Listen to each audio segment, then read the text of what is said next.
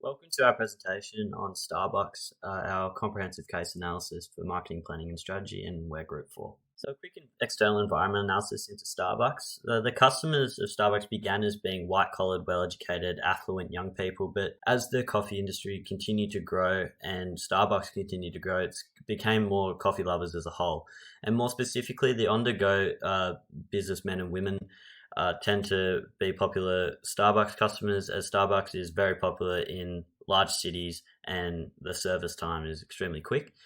And for a competitor analysis, Starbucks competitors consist of the neighborhood local coffee stores, which has continued to grow and become a trend over the last couple of years, and then also large scale fast food businesses such as McDonald's and Dunkin' Donuts has become a massive competitor of Starbucks with things such as the McDonald's McCafe, as we all know. And the market trends, so the global retail coffee industry has massively grown and is forecasted to continue to grow at a rate of 4% annually over the next 5 years.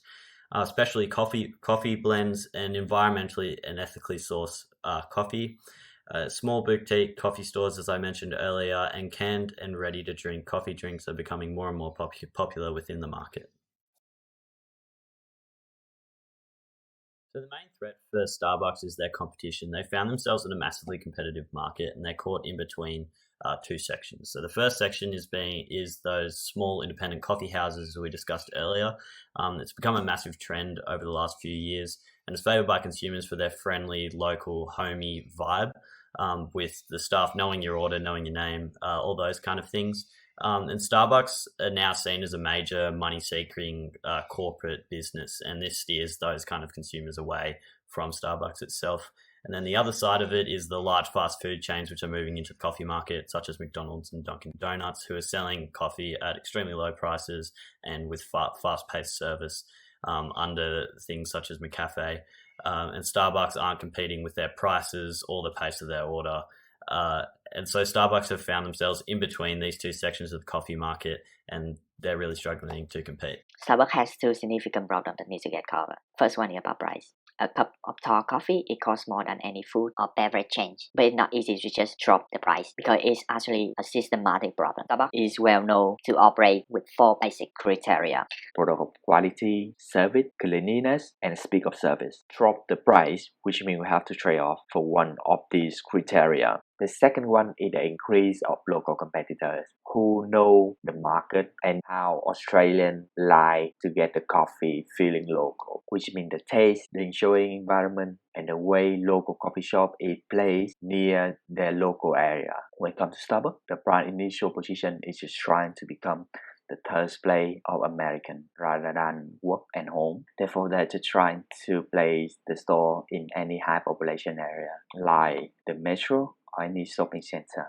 which is violate with what Australians enjoy their cup of coffee. The first issue is Starbucks' price reductions, which are affecting its performance. We recommend Starbucks utilize marketing strategies that will result in higher revenues to prevent the need to reduce company expenditure. Our first solution is to reintroduce premium pricing. The best way to determine its long-term success would be to take surveys in 5 years similar to the initial research, asking questions about factors driving valued customer perceptions and the importance rankings of key attributes in creating customer satisfactions. By comparing results, Starbucks could address multiple issues at once. For short-term criteria and metrics to evaluate the process along the way, Starbucks should review its customer satisfaction, service failure rate, and customer retention rate. The second solution would be to increase advertising expenditure to raise awareness and improve sales. Starbucks has been hugely successful without any major promotional activities, so an advertising campaign can provide countless opportunities. To evaluate efficiency, Starbucks can track metrics like recall of brand name, customer visit frequency, responses to the campaign through surveys and questionnaires, and more broad financial analytics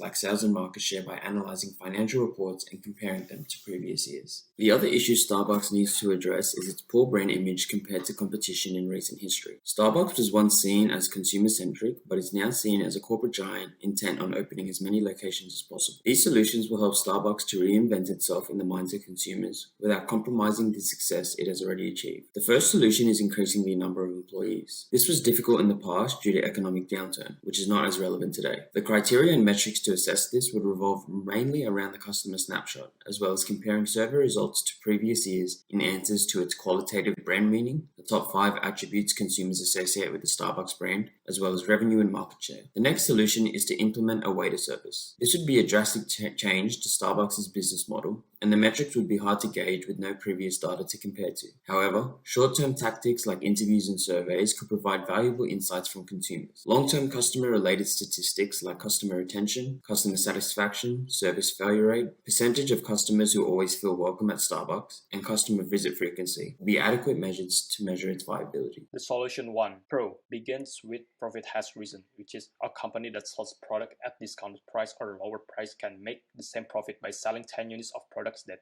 can generate just by selling 1 unit of the product. Next, competitive advantage. By adopting premium pricing, a company gets a competitive advantage over its competitors because most consumers evaluate the quality of the product based on its price. Cons, it begins with the premium pricing is indeed not applicable among all